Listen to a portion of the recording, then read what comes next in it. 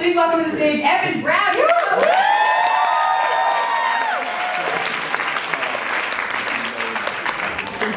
Hey everyone, how are you doing tonight? Yeah. Fantastic. I'm going to be pausing while the curtains close. Yeah, you're right. Okay. Thanks, Jill. I'm going to be telling you a story from high school. Because when I was in grade 10, I had never had a girlfriend. And don't awe, please. This is a funny story. But that's not because I hadn't tried. When I was in grade 8,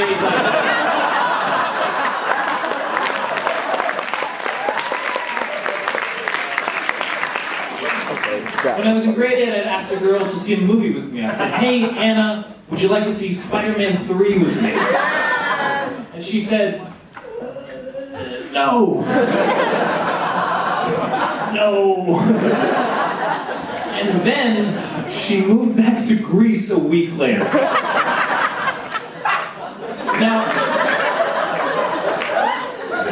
Now I'm told that the family had had that in their plans for months, but it didn't help my self-confidence. I don't know what was more depressing, the fact that the first girl I asked out moved away a week after, or that I ended up going to see Spider-Man 3 by myself, or that I paid to see Spider-Man 3 at all. Zing! It was a perfect storm of failure and loneliness and a disappointing end to a trilogy. It's a bad movie, guys.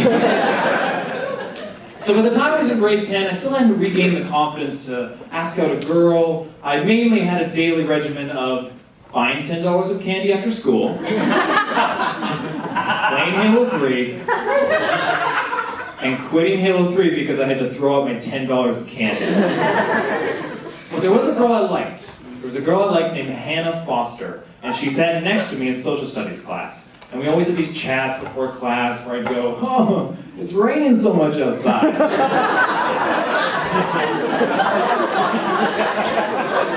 And she'd go, "Yeah." And then class would begin. Now, the social studies teacher was a really odd guy. His name was Mr. Pepper. He always had this joke where he'd say, "If I taught a bit more in school and I kind of learned a bit more, then people would call me Dr. Pepper."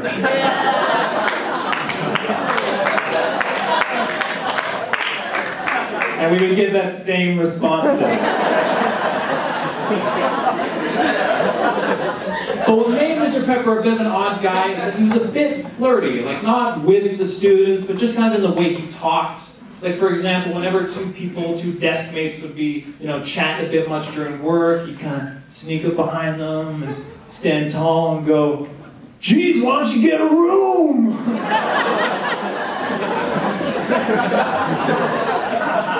So when it came time to assign partners for our next big project, he got everyone to be, like a boy and a girl, and I ended up being partners with Hannah, with the person I had the big crush on. Yeah! Listen to the rest of the story. But I was thrilled at the time. I thought it was great. I thought, this is my chance.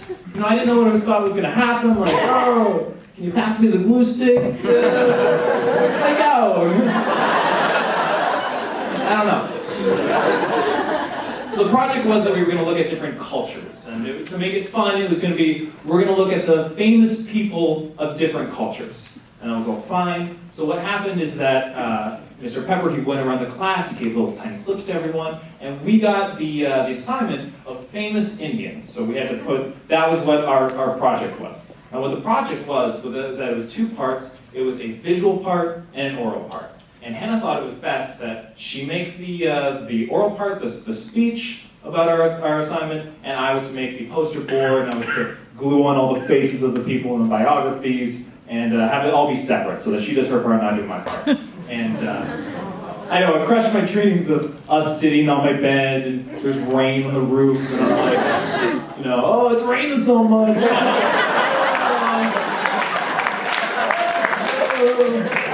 Make out with me. So with our plan set in stone and our project divided up, we we decided to, everything's fine, everything's good. So the class bell rang, we got up, and what happened then is that she kind of turned to get out of her desk, and she tripped over her chair, propelling herself towards me. And me, trying to help her because she's kind of falling, I decided to reach out, and I grabbed onto her chest. And it was at that moment that I'm thinking, you know, I'm in grade 10, I'm like, yes! Touching her boob! Because to me, at grade 10, that was the greatest thing that could ever happen. That was the closest I could get to a high five with God.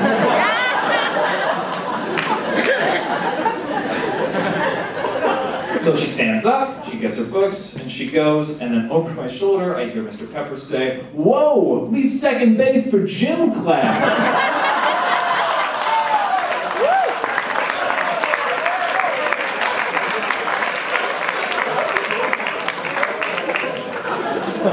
10 days pass. She prepares her part, I prepare mine. You know, the project is due today, and I'm thinking, you know, this is going well. The project's gonna go well. I've already touched her boob. It's all fantastic. It's so great. What I really believed at the time was that after this, we were gonna hit it off after the project. She was gonna realize, like, oh, Evan, he's so smart, he's so supportive as a project partner. Oh, and she totally wanted to date me. So that was my plan. I thought it was gonna go so great. So we're up there, we go to the front of the class, I get to say, this is our project, I am Hannah, this is Evan, we're presenting our project on famous Indians. So she gets her cue cards, she raises them up, and she begins her speech. The modern Native American is a diverse people, ranging from the Cherokee to the Apache to the Iroquois.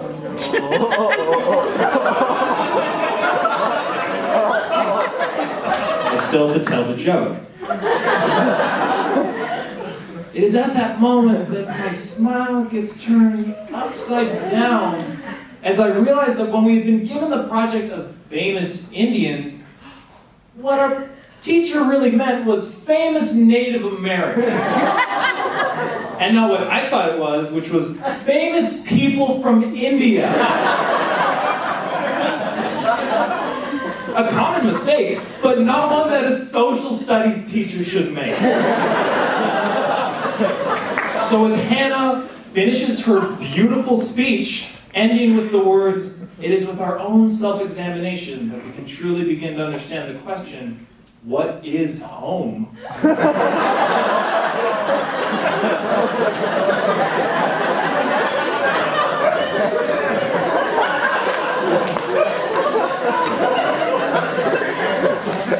She turns, gestures to me, and says, "And now Evan will present the visual part of our presentation."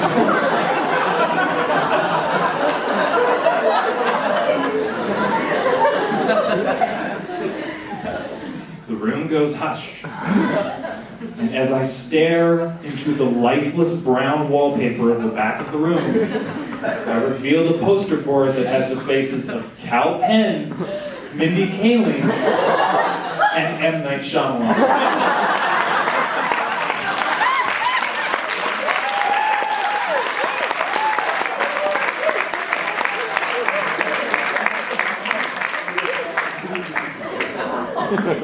The room is deathly silent. Hannah is giving me a terrified glare as if I had executed her puppy in my classroom. The moment felt like it would go on forever until I hear from the back, breaking the silence, Mr. Pepper saying, "Hey, it's Kumar!"